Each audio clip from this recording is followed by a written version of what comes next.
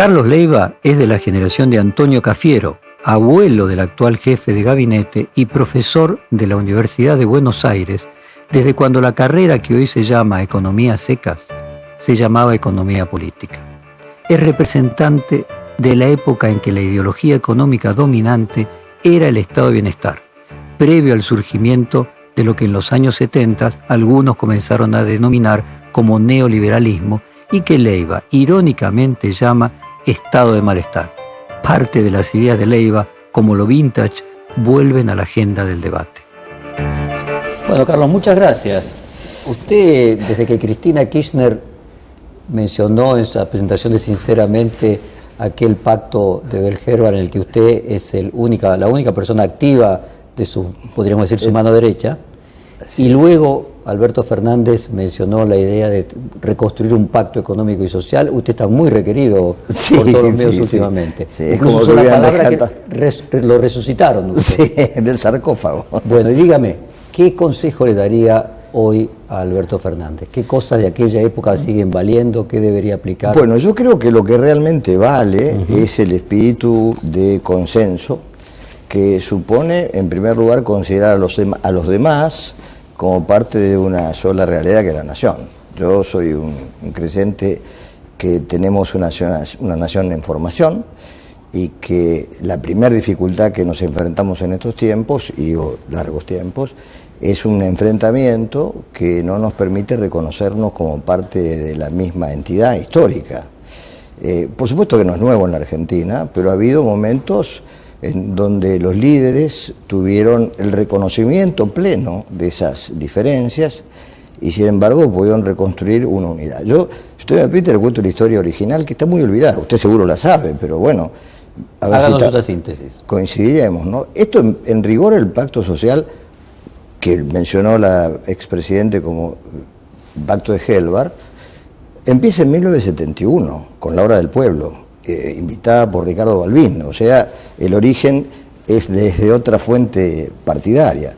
Y básicamente consistió en la decisión de terminar con la proscripción del peronismo para un proceso electoral, dado que 18 años de proscripción habían demostrado que la democracia no terminaba de arrancar nunca, porque usted recordará, eran elecciones, golpes. Bueno, ese gesto de Balbín, por supuesto, Perón lo abrazó y junto a él montó mucha gente que había estado enfrentada largamente. Concretamente, la Democracia Cristiana, el partido al que yo pertenezco originalmente, había sido formado por comandos revolucionarios del 55, o sea, gente que claramente tenía un enfrentamiento histórico con lo que había sido el gobierno peronista. Bueno, toda esa gente comprendió, y Perón también, que ese camino de disputas menores sin reconocer que ser partido es ser parte de una totalidad, no permite de ninguna manera pensar en largo plazo. Primero el largo plazo político, que es la democracia, como un sistema abierto donde todos deben participar y el que gana gobierna y, como dijo Balbín, el que pierde ayuda. Y después algo que hemos perdido, que es un espíritu muy importante que tenía el movimiento obrero en la Argentina. La CGT de Rucci, que es hija de la CGT de José Alonso, era un agrupamiento sindical en la que los dirigentes no solo pensaban en la convención colectiva de su sector, sino que tenían ideas nacionales. Es notable la cantidad de documentos de muy larga de extensión, lleno de conceptos sobre el desarrollo económico, las alternativas para la inserción argentina en la vida mundial, que contienen documentos de la CGT. Y Rucci, que era un hombre sencillo, pero que obviamente seguía esa tradición, luego de ese documento de la Hora del Pueblo firmada por los políticos, propone un documento económico, que no es el documento de un grupo universitario, pero que está lleno de ideas, que, bueno, es la base de lo que luego serán, como un tutti orquestal, lo que logra armar Helbar, que son las coincidencias programáticas.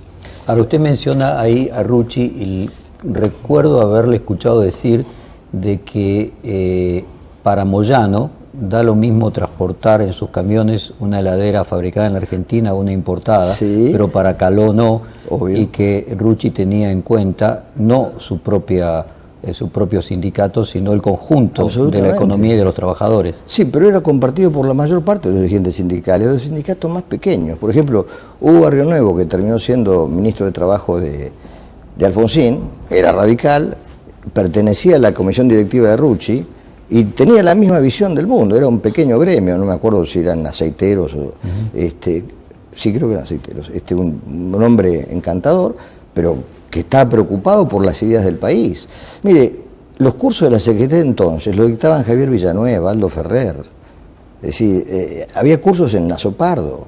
Ahora, permítame tratar de encontrar, como usted dice, la síntesis y la esencia. Usted menciona siempre el modelo de Nash, donde la colaboración es superior a la competencia. Sí.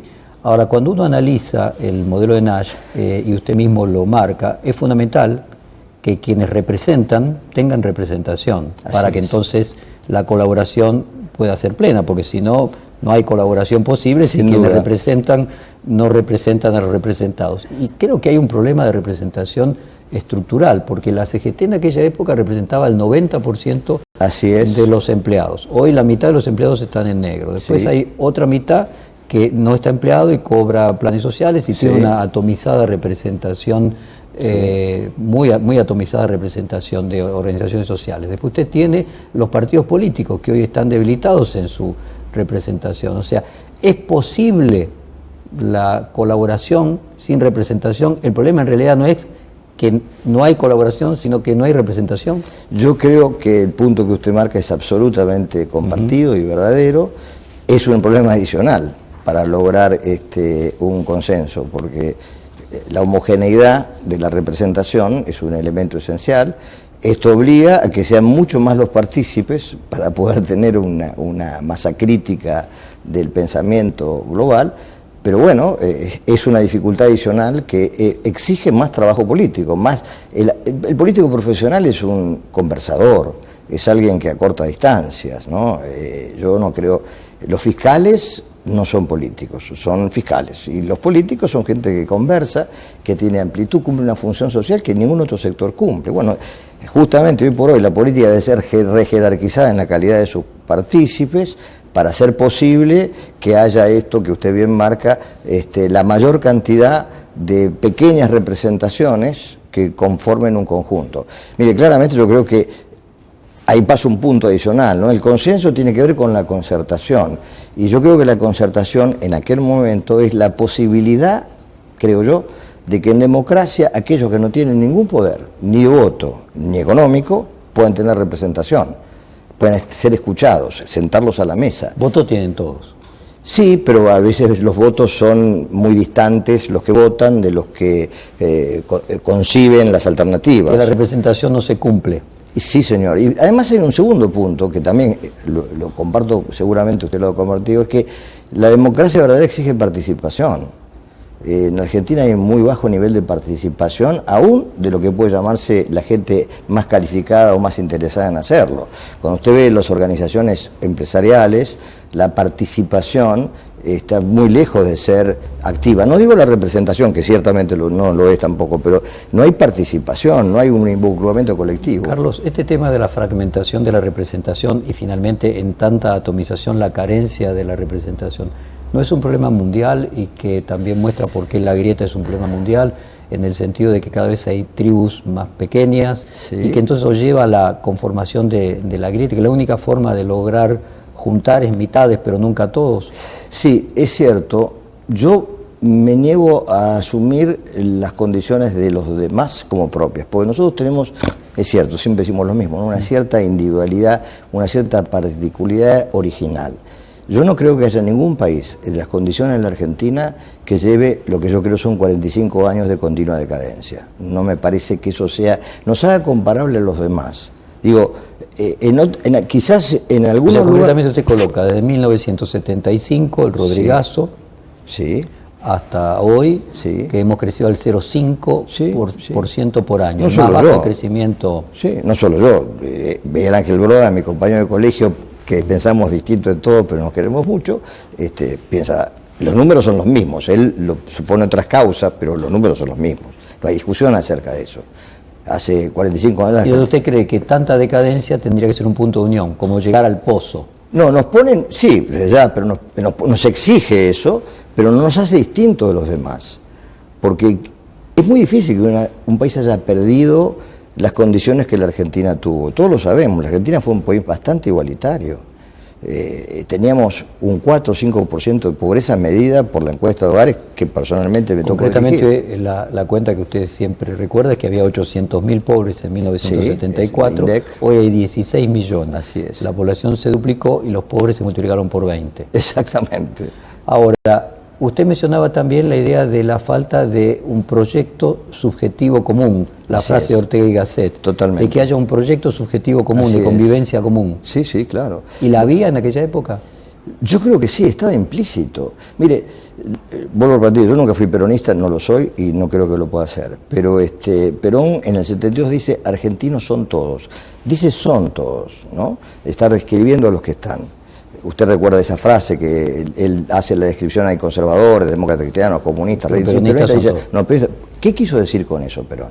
Que lo que él había propuesto, y que otros muchos en el mundo habían propuesto, que era el estado de bienestar, ¿no? La idea del Estado marcando un proyecto colectivo post-crisis del 30, post-guerra mundial, ya era compartido por todos, y ciertamente lo era. En la Argentina el pleno empleo era común a Krieger-Bacena también, él tenía como un problema el pleno empleo. Y las retenciones también las había colocado Krieger-Bacena. Por supuesto, y la vocación de los proyectos industriales. Dígame, Carlos, de su época también Labaña Sí. compartió en esa época, creo que participaba en el ministerio. Nosotros lo nombramos a Roberto, estaba en la elección de coyuntura, que formé yo junto con Horacio Arce y Miguel Cuervo, lo trajimos a coyuntura y después cuando yo llegué al ministerio lo puse a dirigir el programa de precios.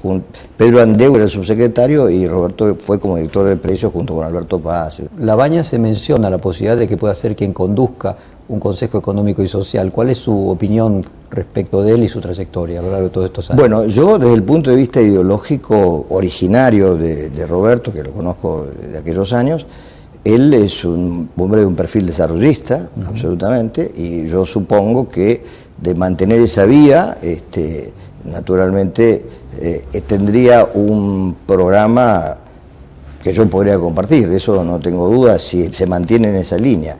Lo que sí creo que los años, bueno, aún lo van matizando. Me parece que el elán, el espíritu de poner a la Argentina de pie en serio, con proyectos contundentes, usar el río Paraná para regar, por ejemplo, o la enorme tarea de reconstruir el sistema ferroviario. Esto es hemos perdido años y años detrás de esas cosas que deberíamos haber hecho. Hablan de una economía, de una sociedad que con una visión sistémica no puede estar enfocada de una manera tan obsesiva sobre el corto plazo. Es realmente ingenuo creer, de verdad, lo digo convencido. ¿Usted cree que Labaña puede ser la persona que inserte en la discusión nacional el largo plazo? Ojalá lo sea, sí, claro. Lo deseo. Supongo que puede ser. Yo creo honestamente que Roberto no aprovechó la enorme oportunidad del periodo de Kirchner. Usted recordará que tuvimos la mayor oportunidad histórica de la Argentina para crecer, con términos de intercambio que jamás pudimos tener durante un largo tiempo, con un nivel... ¿Qué hizo mal ahí? No se hizo. No hizo bien. No se hizo, yo creo que no se hizo lo que había que hacer. Era un gran momento para tener una ley de inversiones, un gran momento para recrear un financiamiento a largo plazo, un gran momento para poner metas objetivas de reconvenir la industrialización del país. Cuenta Labaña que él quería construir un fondo para los malos momentos, sí, y que Kirchner no quiso, hizo es gastar probable. todo.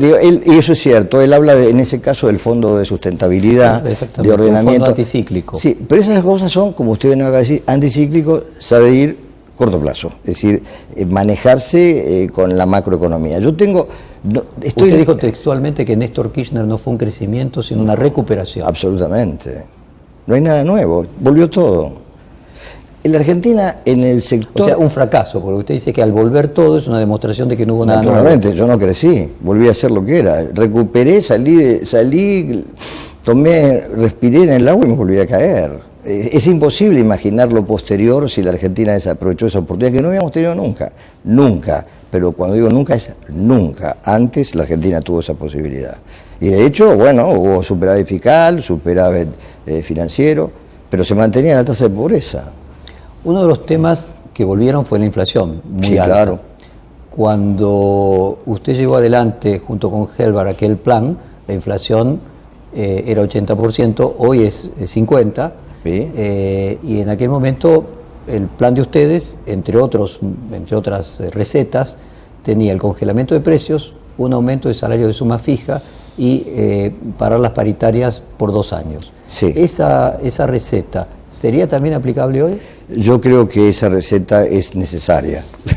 No Bueno, no fue exactamente un congelamiento. Lo que justamente Roberto administraba era un problema de... 13% acumulado fue. Sí, pero... De 80 a 13. Sí, eso es cierto, eso lo dice el fondo, en el informe del fondo, que es muy elogioso respecto del plan. Pero no, en rigor lo que nosotros teníamos no era un congelamiento, era un manejo de los precios. Precios administrados, creo que usted lo llamaba. Administrados, bueno, efectivamente, era... me acuerdo de la fórmula que... Mira, que usted decía que Moreno tenía precios conversados. Exactamente. Porque dependía de lo que se conversara con él. Exactamente, yo creo que ahí hay una diferencia de Ahora, usted nivel. también Sí. le escuché decir que, le voy a leer textualmente, que nunca más se hable de porcentaje de aumentos salariales, que hay que hablar de una suma fija, porque es muchos los que están abajo y pocos los que están arriba, y no se puede hacer una negociación salarial sin reconocer que hay una parte de la clase obrera que es una oligarquía obrera. O sea, usted Sí, considera señor. que los aumentos salariales tendrían que seguir de suma fija siempre. Bueno, siempre no, naturalmente. Lo que estamos partiendo de una condición actual. Hoy por hoy la dispersión salarial es absolutamente anárquica. Un trabajador del Pero petróleo... así le interpretó, que el Estado lo que tiene que asegurar es el piso. Y No, su no, yo preocupación creo- del Estado tiene que estar en el piso. Yo creo que, a ver, lo que se hizo con las jubilaciones, concretamente, que fue, bueno, yo voy a tomar un valor, el más bajo, lo voy a llevar hasta acá y los que se aproximen los voy a ir acumulando. Esa es una idea que tiende a achatar la pirámide, que en el caso de las jubilaciones es muy fuerte porque son muy bajo el nivel tope, pero en el caso salarial, claramente, cuando nosotros asumimos, le quiero recordar, en aquellos años, por la repetición, en la época de Krieger había habido muchos sindicatos que habían mejorado enormemente su situación laboral por su capacidad de controversia en el trabajo de parar este equipo. Por ejemplo, camioneros hoy. Camioneros, petroleros, muchos sectores que están con salarios, bendito sea, muy buenos, pero que tienen que ver de alguna manera con la consolidación de una suerte de Con poder su de lo- capacidad de producir daño, dice usted, para Sí, ponerlo en señor. términos concretos. Exactamente. Eso hay que repararlo porque uno necesita que el conjunto de los trabajadores tenga un nivel de vida mínimo y no puede ser la indexación inevitable que nos lleva a una inflación incontenible. Ahora, pero hay que pagar los precios. Como plan antiinflacionario, usted mencionaba que aquel acuerdo del 73 era un acuerdo político antes que económico. Cuando uno habla de acuerdo político en Argentina, rápidamente aparece el Pacto de la Moncloa. Sí. Ahora, el Pacto de la Moncloa, que fue un acuerdo político, también tenía un elemento económico, porque Sí. en aquella época España tenía más de 20% de inflación. Sí, señor. ¿Encuentra algún paralelismo entre lo que ustedes hicieron en el 73 y el Pacto de la Moncloa y lo que habría que hacer hoy en la Argentina? Yo no soy un simpatizante de las consecuencias del Pacto de la Moncloa, porque como usted recordará, Felipe González gobernó con el 20% de desempleo. Inexorable. Se toma de otra manera en España el desempleo, pero el desempleo igual. Tuvo el apoyo gratuito de la Comunidad Europea, básicamente de Alemania, que como recordará alguna vez el primer alemán se lo enrostró al presidente español. Eso es un dato. Nosotros no nos podemos dar ese lujo porque no tenemos... la Argentina tiene el gran problema que no tiene, digamos, el motor ajeno, que en la comunidad es Alemania, en el NAFTA es Estados Unidos, en Oriente es China. Nosotros no tenemos un motor. Brasil no es un motor para nosotros, lamentablemente, porque es un país con muchos problemas. La Argentina tiene el desafío en todas sus políticas de tener su propio motor. Esto es así. Entonces, por eso digo que es cierto que aquel programa fue un programa de estabilización antiinflacionaria, pero no fue menos cierto que fue un problema de recuperación económica vertiginosa, tal vez exagerada. Fíjese que cuando asume Gómez Morales habla de recalentamiento de la economía. Ese era el programa de Gómez O sea, Morales. el ministro que continúa A Helvar, 9 meses. Ahora, Sí. volviendo al tema del Pacto de la Moncloa, Sí. ¿usted considera de que es imprescindible para que haya un acuerdo económico y social que participen también los partidos políticos y no Absolutamente. solamente los poderes fácticos? Absolutamente, porque lo que necesita la Argentina es dar señales de largo plazo. Y entonces el que lee, el que forma expectativas, el inversor, en términos concretos, no puede apostar a la perdurabilidad inevitable de un gobierno que tiene un porcentaje de votos y tiene enfrente a alguien que está en contra y que piensa hacer lo contrario, salvo que diga lo contrario. Entonces usted necesita tener un consenso, una cierta, no voy a decir en todos los detalles, pero una cierta visión. Queremos un país de una determinada manera. Por ejemplo, no sé, busque usted el tema polémico que le parezca que asigna ideas a... Inmigración, por ejemplo. Claro, usted tiene que tener un acuerdo, tiene que decir, bueno, señores, nosotros vamos, el 90% de la política argentina va por esta dirección. Voy a usar sus palabras. Usted dice que el crecimiento que producen los pactos, voy a decir textualmente, se produce cuando se eliminan las sorpresas y se termina con el terror de las expectativas. Así es. O sea, la falta de sorpresa y la reducción del terror de las expectativas es lo que produce crecimiento económico. En todo caso, ponen las condiciones para crecer. Usted como empresario, que lo es sin duda, tendrá los mejores analistas acerca de cómo imaginan que va a ocurrir las cosas, pero claramente si usted estuviera en Alemania Occidental, se necesitaría mucho menos analistas, porque usted sabe cómo va a ocurrir. Es así. Dígame, Carlos, ¿es necesario también para que haya pacto que haya ministros de peso para luego implementarlos y para que no haya mala praxis? Me refiero a que veo que comparte la misma, podríamos decir, rechazo a un ministro de Economía fuerte, el kirchnerismo y Macri. Y sí, pareciera ahora también Alberto Fernández. Sí, esa división del ministerio conceptualmente es un error, porque el Ministerio de Economía, sin ninguna duda, es un ministerio sistémico, donde todo está involucrado, el precio de la energía, las obras públicas, el transporte, eso es inevitable. Usted necesita un conductor económico que homogeneice posiciones distintas, pero que marque un rumbo determinado. Y tiene que ser alguien que tenga volumen, obviamente eso es un don de la naturaleza, experiencia y conocimiento. La Argentina además tiene el golpe de haber perdido su burocracia. Nosotros en el 73, después de un gobierno militar, no tocamos un solo director nacional. Ni un solo director nacional. Y usted me acaba de mencionar el caso de Roberto Labaña, dirigiendo precios, era un funcionario del ministerio.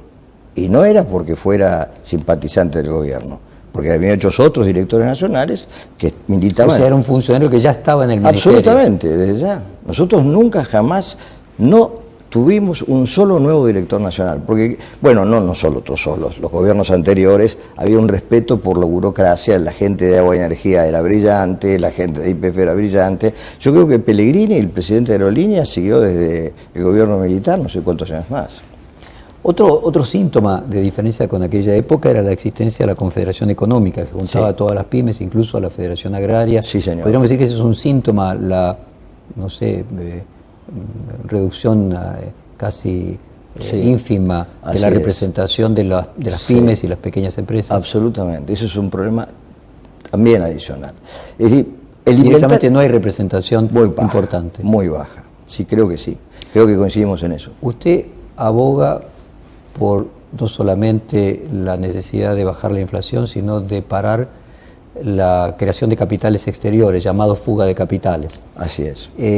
Si yo no me equivoco, en los años 70, una de las diferencias con hoy es que la globalización hoy facilita el movimiento de capitales y ese no era un problema, por lo menos de esta magnitud, en los años 70. Sin ninguna duda, pero en aquellos años, si bien, como usted imaginará, había gente que también fugaba sus capitales, eso no es una novedad, el problema son las proporciones. La Argentina, durante el primer periodo de Cristina, fugó 80.000 millones de dólares. En un gobierno que supuestamente estaba controlando no estaba en esa línea.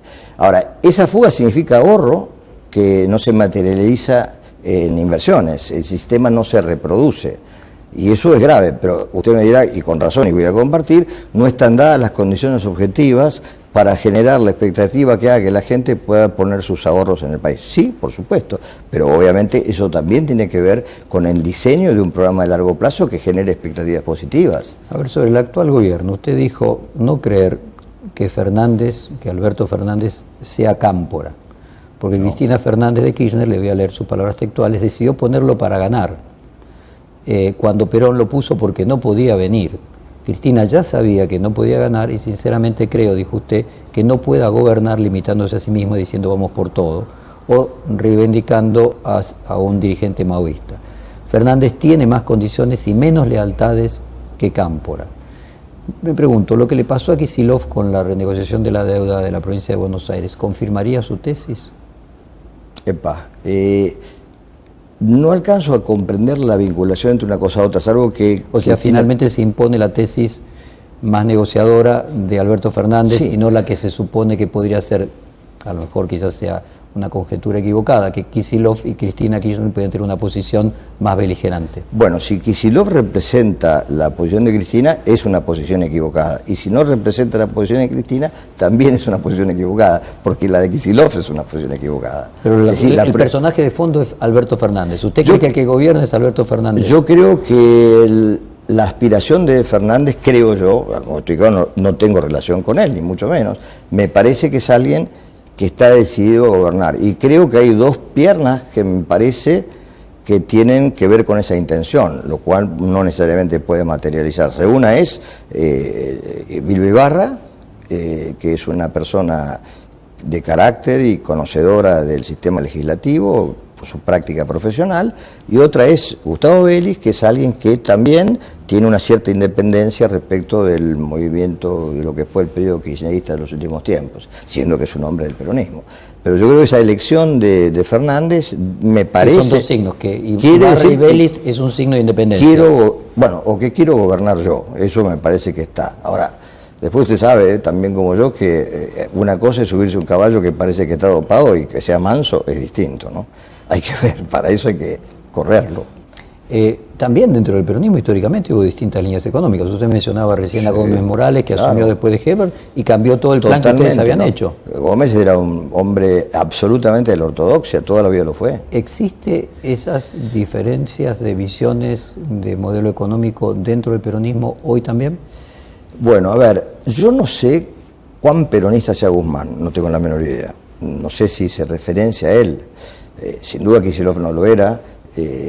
No sé si Culfas también se referencia en el peronismo, no lo sé. Yo creo que son profesionales, gente más que nada de formación económica, muchos de ellos heterodoxos. Creo que Culfas lo es, creo que Culfas es un industrialista, he leído sus trabajos académicos y obviamente tengo una visión, pero tiene una visión positiva de él. Sí, ahora el policy maker... ¿Y de Kicillof? No, yo estoy en las antípodas de los actos belicosos, no es mi estilo. Entonces, no es un tema de ideología económica, sino de formas. No sé cuál es la ideología económica de Kicillof, no tengo la menor idea, no lo sé. Honestamente, sé que ha escrito un trabajo sobre Keynes, pero no. ¿Y en el caso de Guzmán, ha leído sus trabajos? Yo he leído a Guzmán, creo que es un hombre parecido al pensamiento de Stiglitz, pero a ver... ¿Y qué es ser económicamente peronista? No tengo idea, yo no soy peronista. Pero ¿cómo lo definiría usted? Bueno, si yo tengo que pensar en lo que pensó Perón en el 73, primero que nada, la economía se hace con la política. A ver, usted sabe que uno puede, como en la medicina, en cualquier disciplina, tiene el teórico de la economía, que es alguien que domina los modelos y los trabajos teóricos. Usted tiene el teórico de la política económica y tiene una especie particular que es el policy maker. El policymaker es alguien que conoce la vida tanto del Estado como de las empresas en el sistema capitalista y que sabe que una medida tiene determinadas repercusiones en la vida social y en la vida económica y que por lo tanto lo que parece puro y perfecto es inaplicable. Acá hay que aplicar cirugía, tengo que tener en cuenta la anestesia, todas las cosas que van en la sala quirúrgica que maneja el policymaker. Lo que le pasa a la Argentina a consecuencia de haber destruido la burocracia como tradición, es que ha disminuido el número de gente que puede ofrecer expertise en lo que se llama el policy maker. Acá salen resoluciones equivocadas. Ahora, en ese sentido pareciera que Alberto Fernández tiene toda la expertise del funcionamiento del Estado, porque llega después de tener una experiencia, la experiencia máxima antes de ser presidente. No lo dudo. Ahora, no sé si en las resoluciones económicas él trabaja de manera directa. Ahora, a ver, usted escribió un texto titulado Hegemonía o Acuerdo, en el que menciona el peligro de que el Frente de Todos vuelva a querer ir por todo. Sí. Y menciona que en su momento mencionó que Fernández había convocado a Marcos Labaña, al INDEC, ahora podemos agregar a Ricardo Alfonsín a una embajada, es decir, la búsqueda de una hegemonía que a su juicio tendría que escaparle a eso y buscar el acuerdo. Desde el punto de vista político, ¿cómo evalúa lo que está haciendo Alberto Fernández para poder construir una economía que tenga consenso? Bueno, yo como primer punto, y lo escribí, veo que usted nunca me imaginé que alguien pudiera leer todo lo que he escrito, pero bueno, agradecido por eso, pero es un examen duro de pasar. A ver, cuando Alberto convocó a la mesa de la lucha contra el hambre, yo escribí que me parecía pésimo que no hubiera dirigentes políticos de la oposición, porque el hambre es un problema colectivo, no es un problema ni de Tinelli ni de la madre de Plaza de Mayo, que también lo será, pero sin duda la oposición política tenía que estar sentada allí, o por lo menos la ex ministra de Bienestar que había trabajado en ese plano. Me parece que eso es un déficit. En segundo lugar, el documento que se firmó y me pareció fantástico, sobre el acuerdo para la deuda social y la deuda externa, me pareció excelente. Bueno, también fue sin dirigentes políticos. Ahora, el hecho de que yo tome un político de cada partido no me habla de una visión de concertación. Tal vez puede ser reconocimiento de méritos de otros o cooptación. A ver, uno podría cooptarlo para ser hegemónico. Exactamente. Entonces el objetivo sería exactamente lo opuesto. Lo contrario. Si no sé, ¿cuál es su feeling? ¿Usted qué cree que está pasando? ¿Que va a haber consenso o que es de la boca para afuera y que finalmente lo que se busca es la hegemonía y cooptar a los dirigentes más afines de los otros sectores? La verdad es que su pregunta es muy precisa. Yo puedo contestar de dos maneras. La primera es que sé, porque conozco a algunas de las personas que están involucradas en este baile, que hay gente que realmente quiere un consenso. Sé, no sé qué peso tengan, pero sé que están por ahí. No lo conozco a Fernández, sí la conozco a Cristina. Yo creo que en la naturaleza de Cristina, ni el plan, o sea, el largo plazo, anunciar lo que voy a hacer para que sea testeado y para que puedan contribuir, eso no está en Cristina ni remotamente. O sea, ni la idea de un plan, ni la idea de concertación. No, de ninguna manera. ¿Y por qué cree que citó lo que usted fue en gran medida artífice con lo de Helvar? Me parece que de la misma manera que una persona que está haciendo un buen marketing de su nueva mirada, buscó, por primera vez, después de tantos años, buscaron el inventario de las cosas hechas por el peronismo y le pareció que eso que... No una experiencia exitosa anterior. Claro, claramente, a pesar de yo poder decir que estoy más próximo, no fue Helvar el autor, ni D'Adamo. Fue Balbín y Perón. Pero más bien, obvio, sin ellos y sin Rucci no hubiera podido ser. Dígame, Carlos, usted tuvo de alumno en la universidad a ministros y funcionarios importantes del gobierno de Macri. ¿Qué pasó? ¿No aprendieron bien? Bueno, yo le dije recién en la imagen de teoría económica, teoría de la política económica y policy maker. Es decir, no es trasladable un CEO, alguien que tiene una experiencia en la vida privada, al sector público. No es así. Mire, hay una imagen muy fácil. Un funcionario público, cuando despide a alguien, tiene un problema. Además, resolvió el problema que tenía, pero acaba de crear otro, porque el desempleo es un problema público. Un empresario privado despide a alguien, mejoró sus cuentas y su problema se terminó. Entonces, la visión de un empresario, que es un empresario y debe tenerla, no es la del hombre público.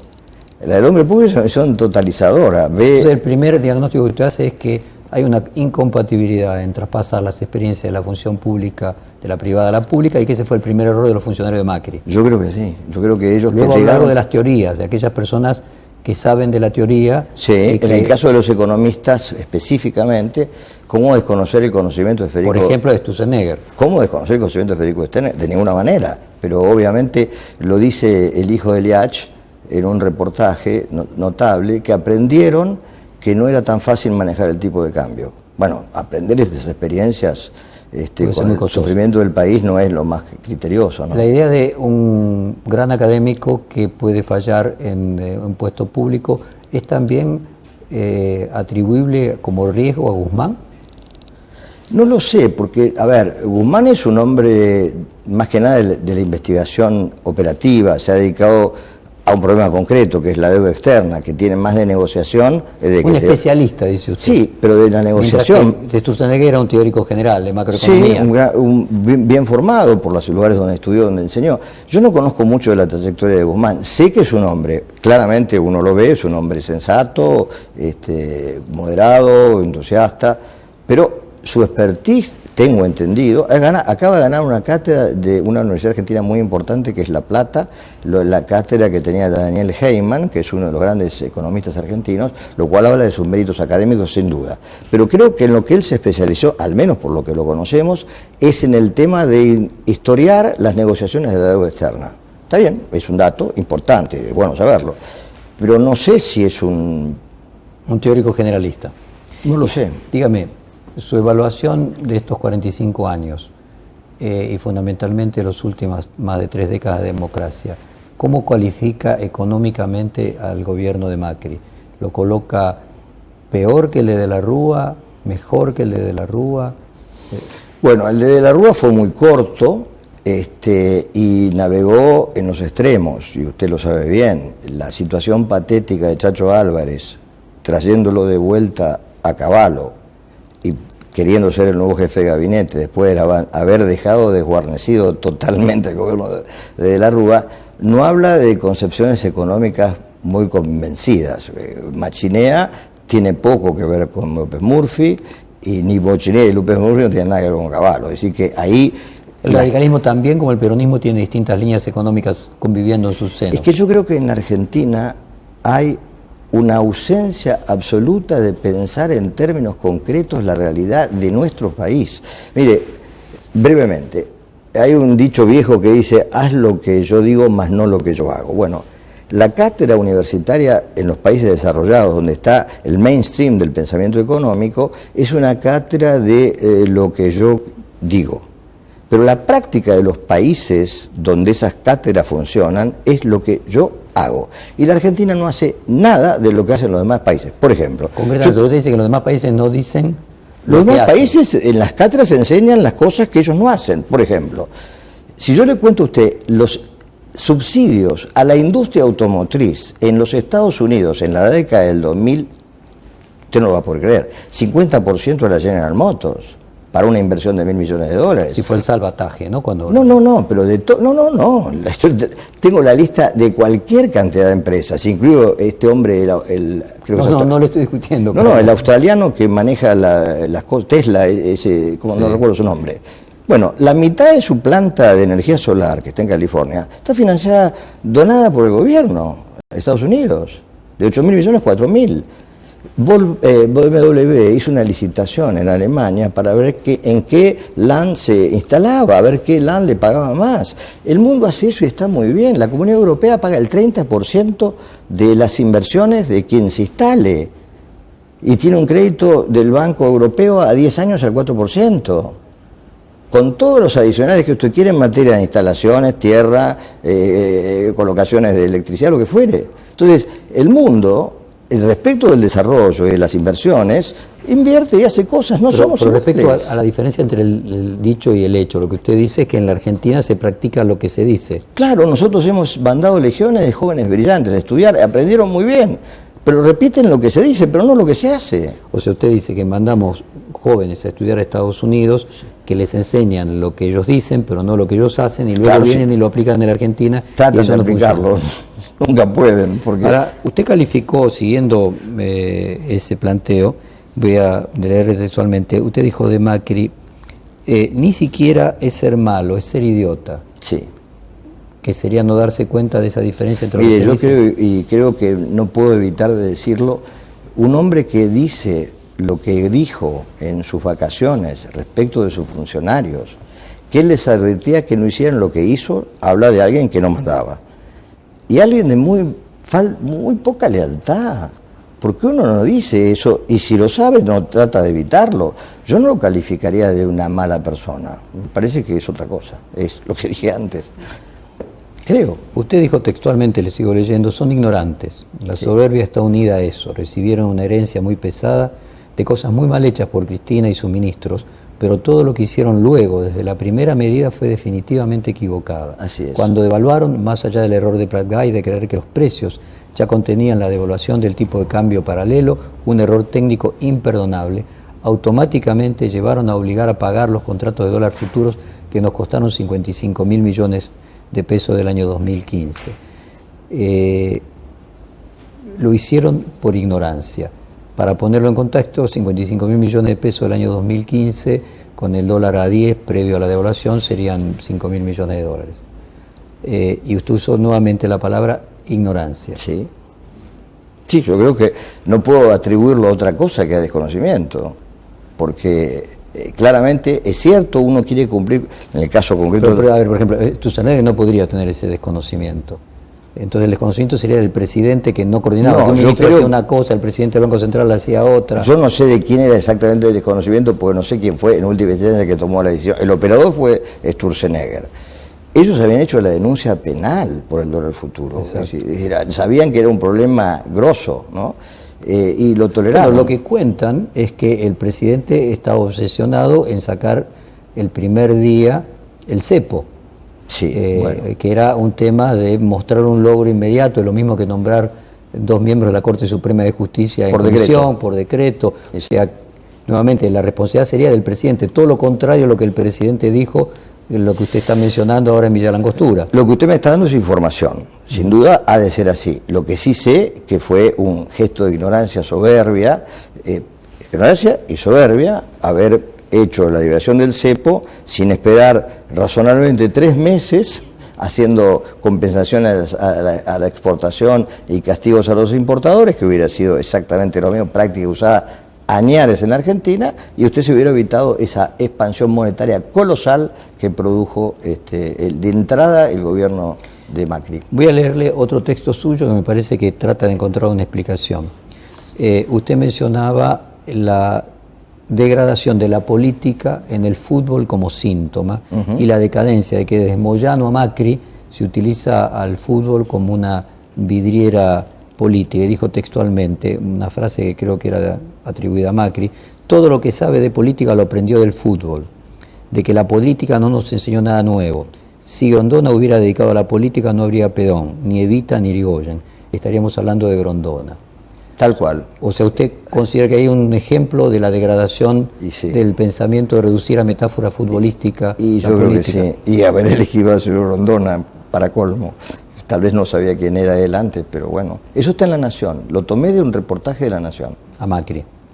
A un periodista que lo cita Macri, no sé, yo no soy... A un off the record de Macri. Seguramente.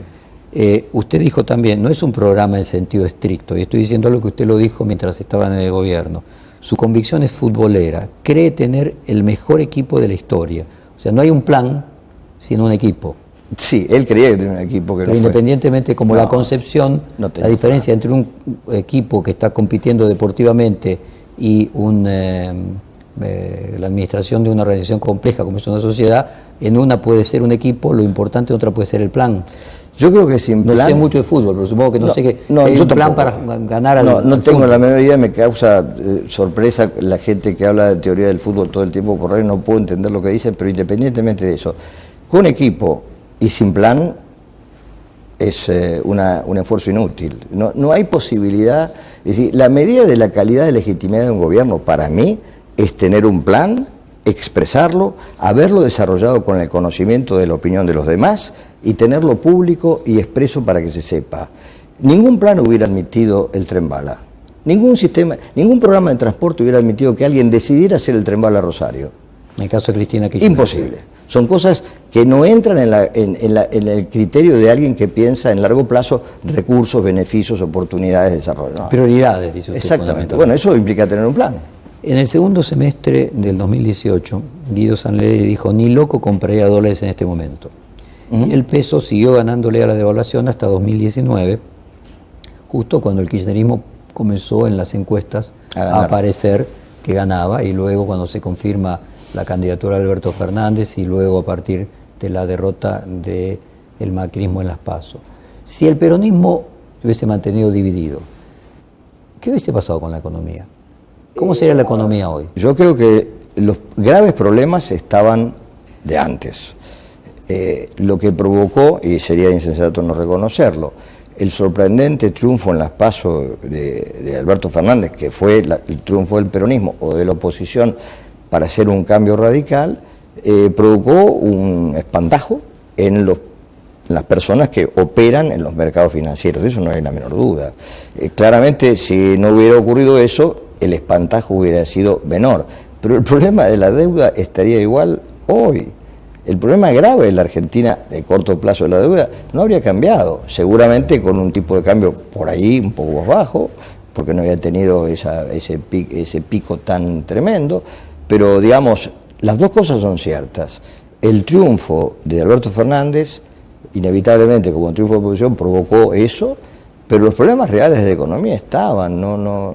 ¿Y usted en lo particular prefiere que se haya producido esa pérdida de valor, pero que haya cambiado el gobierno? Porque finalmente hay más posibilidades, como dice Calvo, el economista argentino de Colombia, que el peronismo resuelva problemas que Macri no hubiera podido resolver. Es que Fontevecchia, créame, yo tengo un diagnóstico mucho más pesimista. El pez se pudre por la cabeza. Y yo honestamente creo que en la Argentina todas las corrientes de pensamiento económico, dejemos de lado la izquierda revolucionaria, tienen una coincidencia notable. Es separar la macro de la economía. Es que la preocupación, la macro primero, que quiere decir inflación y, bueno, superávit fiscal, ordenamiento fiscal. Ambas cosas son necesarias, pero no son suficientes. Usted separar la macro de la economía real, está diciendo, de la economía real, la productividad, la producción, la inversión. ¿Le puedo hacer un comentario mínimo? En Argentina, y hay un dictamen de la Corte Suprema viejo que lo avala, es un caso notable de un mercado común con Brasil en el que nosotros ponemos retenciones y Brasil no. Trate de explicármelo. Claro, le contestan, es por la necesidad del porcentaje de retenciones para la contribución fiscal. ¿En qué razonamiento cabe que voy a poner retenciones para exportar a Córdoba? Desde el punto de vista del mercado común, Córdoba es lo mismo que Brasil. De Brasil vienen los mismos productos que le mandamos nosotros. Nosotros le cobramos retenciones, necesitando de dólares a nuestra producción y no los brasileros. Si usted me lo puede explicar, fíjese la contradicción. Es cierto, yo busco plata para la superávit fiscal, pero estoy matando el superávit externo. Estoy cerrando empresas locales. Eso es una falta de visión global. Y usted golpea las puertas, cualquier ideología, olvídese, no hay cambios. Todavía seguimos con eso. No hay cambios. Porque la visión común a todos es ni plan, ni Banco de Desarrollo, ni ley de inversiones, y sobre todo separar la macro del resto de la economía. Y que el resto de la economía espere. El resto de la economía está esperando hace 45 años. Esperando. Sin ley de inversiones, habiendo levantado el ferrocarril, habiendo perdido una flota mercante que la Argentina la tuvo, y usted sabe que uno de los grandes déficits de la Argentina es el transporte. Perdemos miles de millones de dólares. Bueno, yo quiero entrar entonces en el tema de ideología económica. Usted mencionó que Pedro Pou, que fue presidente del Banco Central de Menem, y Ricardo Sin, que fue presidente de Sebel del Grupo Macri y autor del Rodrigazo, eran miembros de la secta Los Caballeros del Fuego con López Rega, sí, señor, que a su juicio preparó las condiciones, y autor del Rodrigazo, que a su juicio preparó las condiciones para el golpe del 76. ¿Hay una continuidad económica entre Martínez Dios, Menem y Cavallo y Macri y Duhovne? Bien, hay dos cosas. Uno puede tener en común lo que no hace, ¿no? Es decir, esta familia no se bañan. Son muy distintos. Uno está en una orquesta, el otro juega al fútbol. Pero hay una cosa en común. Ambos no se bañan. La política económica argentina, desde Rodrigo para acá, tiene en común las tres cosas que le acabo de mencionar. Ni plan disolvieron el CONADE, que era el Consejo Nacional de Desarrollo, que compartimos 30 años disuelto. Eliminaron el Banco de Desarrollo con todos los errores que tuvo, pero usted puede tener una institución financiera razonable de largo plazo, de alguna manera. Eliminaron cosas elementales. El Banco Nación, para citarle un caso, en la época de Frondizi, le prestaba préstamos programados para implantación de posturas. Porque obviamente usted va a implantar una postura, necesita el largo plazo para devolver el dinero, y el Banco Nación se ocupaba de eso y tenía crédito supervisado, con gobiernos liberales. Para proteger el comercio exterior, Martínez Dios tenía depósitos previos de importación. A ver, quiero decirle, usted mencionó que entre el 45 y el 75, que fueron los 30 años gloriosos de Occidente, también lo fueron para la Argentina. Así es. Porque hasta el 74 el Producto Bruto de Argentina creció en la misma proporción que crecía el de Australia. Así es el ejemplo que siempre se coloca. Ahora, Y usted menciona, y esto fue tanto con gobiernos liberales como con gobiernos desarrollistas. Entonces la pregunta es, ¿no habrá algo que nos trasciende y que casualmente a la segunda década de los 70 cambia en el mundo o aparece una nueva moda en el mundo de teoría económica que, digamos, en lugar del estado de bienestar se plantea lo que se llama el neoliberalismo, sí, con todas las dificultades que esta palabra encierra en definir con sí. claridad? Digamos el caso de Milton Friedman, de von Hayek, y que simplemente no es que la economía argentina hizo las cosas bien entre el 45 y el 75 y había un consenso en la Argentina, sino que se trataba de un consenso mundial. Todo el mundo pensaba que eso era lo que había que hacer, y a partir de los 70 hubo una corriente económica que puso en discusión el estado de bienestar. Absolutamente cierto, es así. La Argentina se benefició de estar insertada en el mundo haciendo lo que el mundo hacía. Y si usted me escuchó, yo dije que lo que no había que hacer es lo que dicen que hay que hacer, sino lo que hacen. La mejor manera de insertarse en el mundo no es simplemente abrir las barreras aduaneras. La mejor manera de insertarse en el mundo es ser como el mundo es. Entonces, propongo copiemos la política de los Estados americanos en materia de promoción de la inversión, o copiemos las políticas de la economía de integración europea para los desarrollos de la región. Entonces usted dice que lo que decía Friedman y von Hayek, Estados Unidos no lo aplica, Europa no lo aplica. No, claro que no. Bueno, a ver, déjeme hacerle una pregunta relacionada con las teorías de Friedman y de von Hayek. ¿Cuál es su evaluación de la evolución de la economía chilena y China estos últimos 45 años? Mire, sería de mi parte absolutamente presuntuoso decir que estoy en condiciones de evaluarlo. Por lo que puedo hacer es por las consecuencias, una noticia, sí, periodística. La economía china es una economía absolutamente dirigida, subsidiada, controlada, con una participación estatal espantosa o muy fuerte. Usted sabe que bajaron la tasa de ganancia al 15%, en fin, es una economía que está tendiendo la manera de, en un cierto periodo de tiempo, mejorar la inversión, otro tiempo fue mejorar las exportaciones, ahora están en el tránsito de mejorar la participación del consumo. Así administran la demanda global con políticas específicas para la demanda global. En el caso de Chile, lo que ha habido es una exitosa inserción de una economía que no tiene demasiadas alternativas para hacer cosas diferentes a la economía del Pacífico, particularmente de los Estados Unidos y de su costado pacífico. Eso es un dato. Y una clase dirigente que tenía un consenso, hasta ese momento la concertación y la derecha chilena pensaban lo mismo, pero claro, lamentablemente generaron una crisis porque el avance colectivo puso en claro y en evidencia las exclusiones. Las teorías económicas neoliberales en Chile durante 45 años crearon un progreso. Las teorías económicas neoliberales en Chile durante 45 años tuvieron la suerte de ser una economía complementaria a la economía americana. Solo suerte. No, es una descripción geográfica Yo objetiva. lo quería llevar a uno de sus tesis de que nuestro problema es la grieta. A ver, en Chile hoy tienen demandas de segunda generación, pero agotaron las de primera generación. Sí, No cabe claro, duda que durante 45 años mejoraron la pobreza, sin duda, Chile creció, progresó. mejoró la pobreza y aplicaron teorías neoliberales. Sí. Y hubo un acuerdo, una concertación, un pacto social entre la derecha y la izquierda respecto de esas camino. líneas programáticas. Sí, señor. En la Argentina nuestro problema es que no logramos que se imponga ni una ni otra, es decir, simultáneamente se anulan mutuamente, porque no es cierto que el neoliberalismo no haya dado ningún resultado. En Chile dio resultado.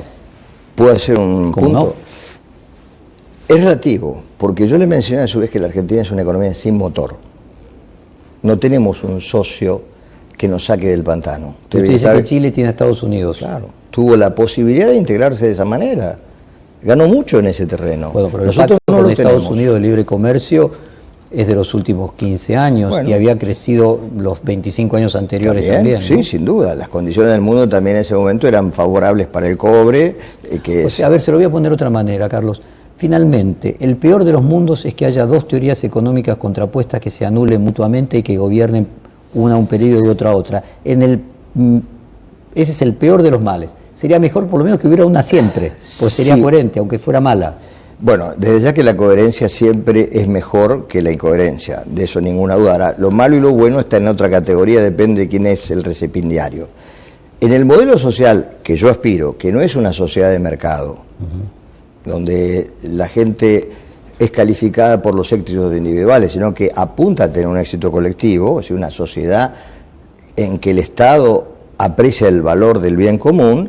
En esa sociedad la condición primera y necesaria es que la clase dirigente, un arco profundo, coincida en esa idea, el rol del Estado. En segundo lugar, un país como la Argentina, que no tiene hoy un motor que le genere un crecimiento auténtico. Usted bien sabe, la economía china le produce a la Argentina el favor hoy de la ganadería vacuna, ayer la soja, sin duda son positivas, pero es una economía no complementaria, fuertemente competitiva. Nuestro balance con China es negativo. Entonces, nosotros si queremos desarrollar el empleo urbano, que obviamente pasa en gran medida por el sector industrial, habida cuenta de la calificación cultural de la inmensa mayoría de la gente desprotegida, necesitamos llevar a cabo una política industrial. Para eso hacen falta las cosas que le he mencionado, porque no tenemos un motor externo que nos lo gobierne. Ahora, la clase de pensamiento en la Argentina hoy no comparte ese punto.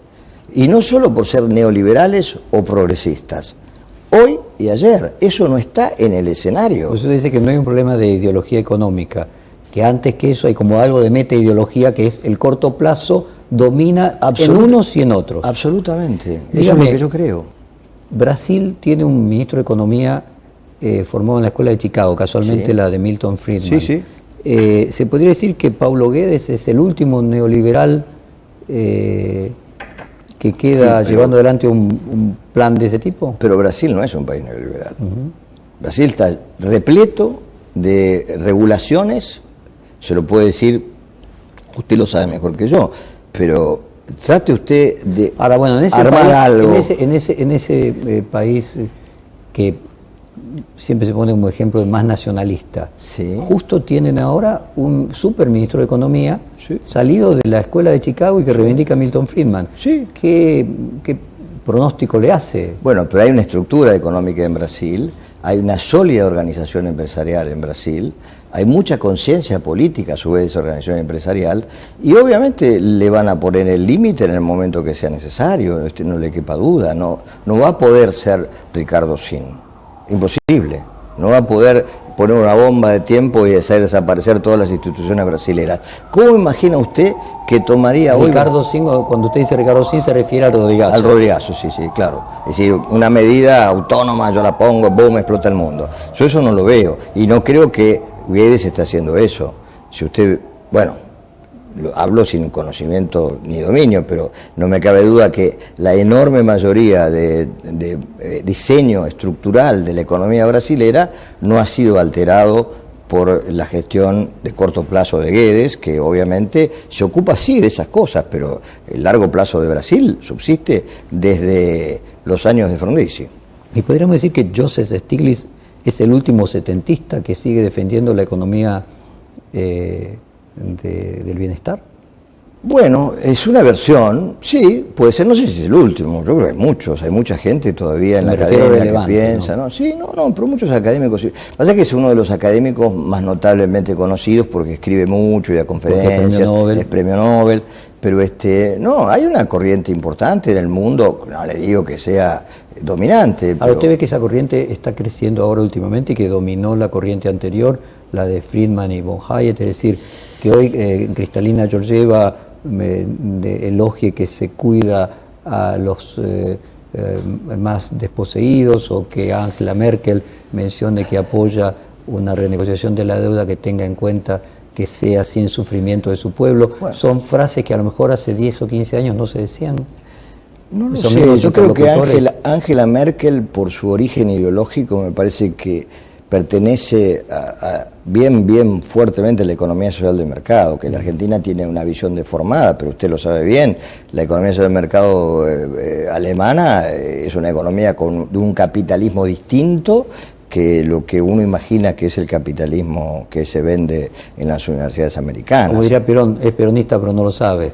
Sí, tal vez, no sé, puede ser. Pues en el caso de una directora del Fondo Monetario, sí es sorprendente esa frase. Hace 10 ¿Sí? años usted no la hubiera escuchado. Sí, bueno, el tema, lo que pasa es que usted también lo sabe muy bien, el tema de la desigualdad hoy en la academia, no solo Tomás Piketty, muchos otros antes, ya es un tema que alarma porque en el mundo entero hay un deterioro del paradigma del viejo estado de bienestar que está usted lo resquebrajando. calificó como estado del malestar. Es el estado de malestar, sí, yo creo que sí. Pues estamos en un momento de cambio de teoría económica en el que la enorme diferencia en la distribución de la renta está haciendo tomar conciencia de eso. Yo creo que sí, yo creo que es, bueno, esos son cambios muy lentos, quizás yo no lo vea por la edad que tengo, pero me parece que ya se está sembrando la semilla de pensar en términos de que, bueno, la democracia es una cosa que nació con 3 banderas, la libertad, tenemos que custodiarlas,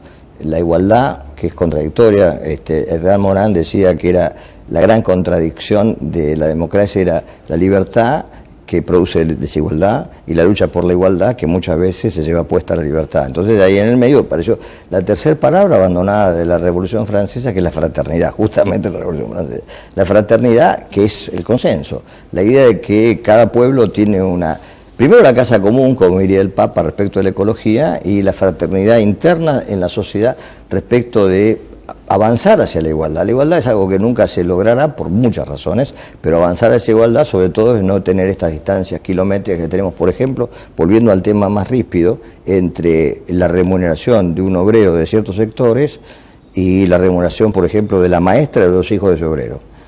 Es algo que, bueno, obviamente el Estado no va a poder pagar nunca el sueldo a una maestra de un petrolero, eso es imposible. Pero, vamos, estas distancias van mucho más allá de la productividad. Carlos, seguimos con más preguntas después del corte. Gracias.